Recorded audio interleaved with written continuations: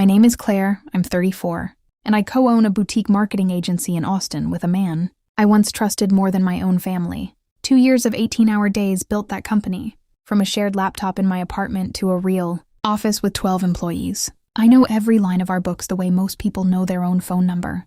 So when our accountant called me on a Tuesday morning with a voice that sounded like she was walking on glass, I should have known something had already broken before I picked up the phone. "Claire," she said, "there's a wire transfer I need you to explain. $15,000. Gone from our operating account 11 days ago. No invoice attached. No approval on file. Just a memo line that read consulting fee and a signature that wasn't mine." I hadn't sent it. I hadn't approved it. I hadn't even known it existed until that moment. I pulled up the transaction myself, hands steady, the way they always are when something's actually wrong instead of just annoying. The routing number traced back to an account I didn't recognize. The timestamp was 11:47 p.m., an hour. I'm never awake for spreadsheets. But an hour my business partner, Ryan, regularly was. I didn't say his name out loud. Not yet. I just closed my laptop, drove to the office, and walked into the Tuesday all-staff meeting 20 minutes later than usual.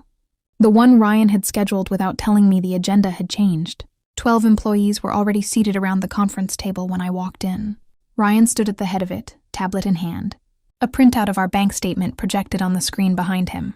My name highlighted in yellow across the exact transaction. I'd just spent 20 minutes staring at myself. He looked up when the door clicked shut behind me, and in front of every single person who worked for us. He smiled the way you smile when you've already decided how this story ends. "Claire," he said, loud enough for the back row to hear, "do you want to explain to the team where our $15,000 went?" I hadn't said a word yet, and he had already decided I was the one who was guilty. 12 pairs of eyes turned to me. I didn't sit down. I didn't raise my voice either. 15 years of client meetings had taught me one thing Ryan never learned. The person who panics first loses the room. "That's an interesting question," I said, setting my bag down slowly. "Coming from the person who logged into our banking portal at 11:47 p.m. 11 nights ago."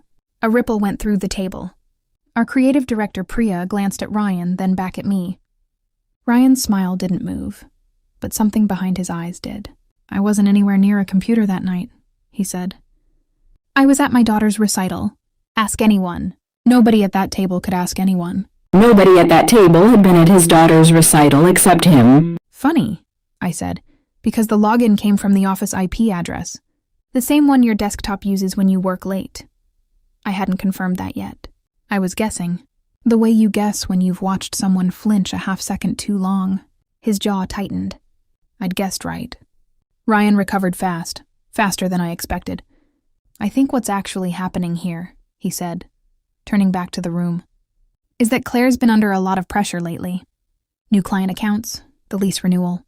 I didn't want to say anything, but she asked me last month if we could quietly move some funds around before the year-end audit.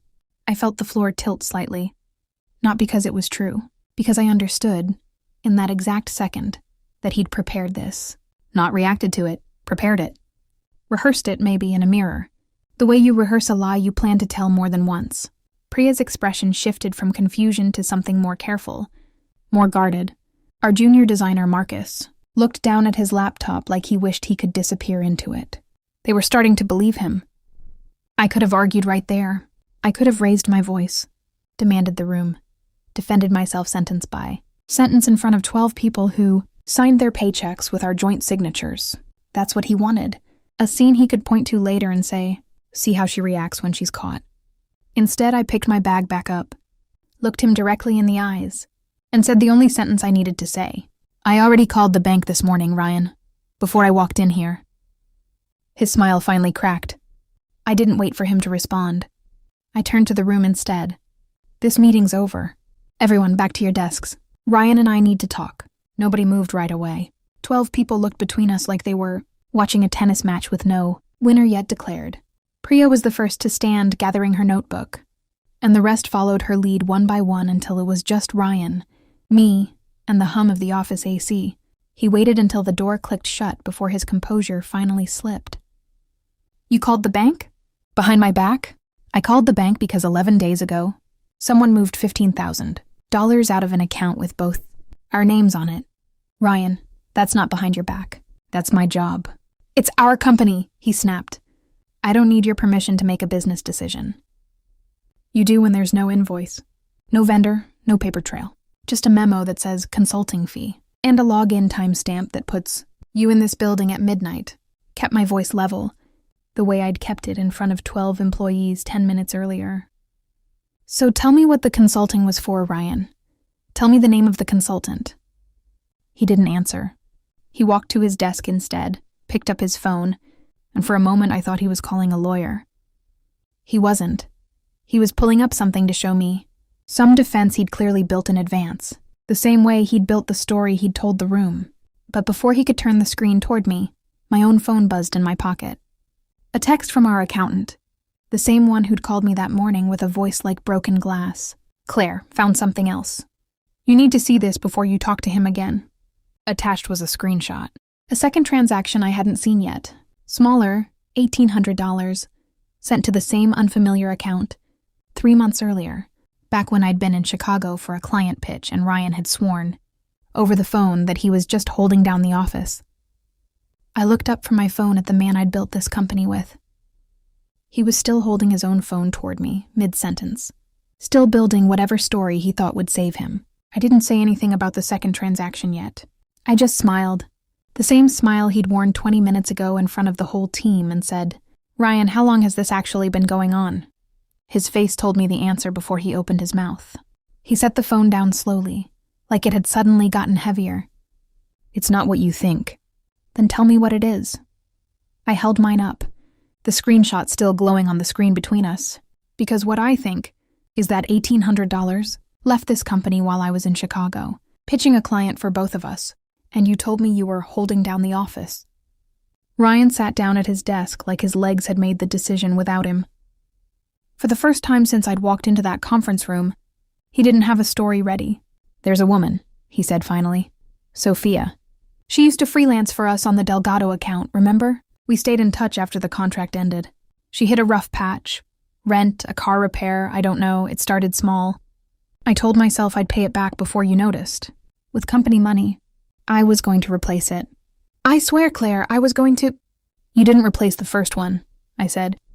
You just took a second, bigger one, and then stood in front of our entire staff and told them, I asked you to move funds before the audit. He didn't deny it. That was the part that finally made something in my chest go cold and still. The way the kitchen goes quiet at 4 a.m. when the fryer's finally off. He wasn't sorry he'd taken the money. He was sorry. I'd found out before he'd finished the story he was building to survive it. I panicked, he said. You would have panicked too. No, I said. I would have told the truth. I picked up my bag for the second time that morning. Not to leave, to open it. I pulled out the folder I'd printed before I ever walked into that conference room. The one he hadn't known existed when he stood up in front of 12 employees and pointed a finger at me. Bank statements, login records, the operating agreement we'd both signed 2 years ago, the clause neither of us had ever expected to need. Section 7.2, misappropriation of company funds by a partner. I slid it across his desk. I already called our lawyer this morning too, Ryan. Before I called the bank. Before I walked into that meeting. He looked down at the folder, then up at me, and for the first time in 2 years of building something together, I watched him understand that I'd been 3 steps ahead of him the entire time. Claire, he said quietly, what are you going to do? I picked my bag back up. You'll find out Monday, in front of everyone. Monday morning, I called an all-staff meeting of my own. Same conference room, same 12 chairs. This time, I stood at the head of the table before Ryan even walked in. He arrived 4 minutes late, coffee in hand, still wearing the same confidence he'd worn a week earlier, when he'd pointed at me in front of everyone. That confidence lasted exactly as long as it took him to see the second person, sitting beside me, our attorney. Diane, folder open, pen already uncapped. What is this? He asked. This is me keeping a promise, I said. You told the whole team I moved funds before an audit. So today, the whole team gets the truth. I didn't raise my voice. I didn't need to. I laid it out the way I lay out a client report. Clean, dated, sourced. The first transaction. The second. The login timestamps. Sophia's name, which I'd verified myself over the weekend.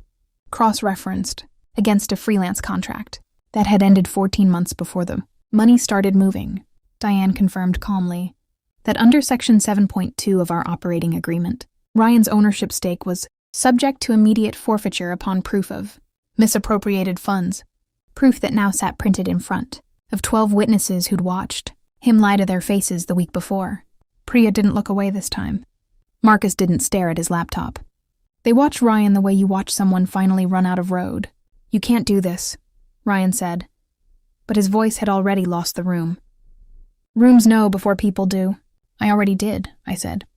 "I bought out your stake this weekend." Diane drew up the paperwork Friday night. "Your severance covers the $1,800 you took, plus the $15,000 deducted in full. What's left is yours. What's not isn't." He looked around the table for someone to back him up, the way he had a week ago. Nobody moved. The silence wasn't cruel. It was just honest, finally, for the first time in this room in over a year. He stood, gathered nothing but his coffee, and walked out without another word. I didn't watch him go. I turned to my team instead. My team. Fully now. And said the only thing that mattered. I built this company on the truth. I intend to keep it that way. 3 months later, revenue was up. Priya made creative director, and I learned something I'll carry into every partnership I ever build again. The quietest person in the room isn't the weakest one. She's just waiting for proof.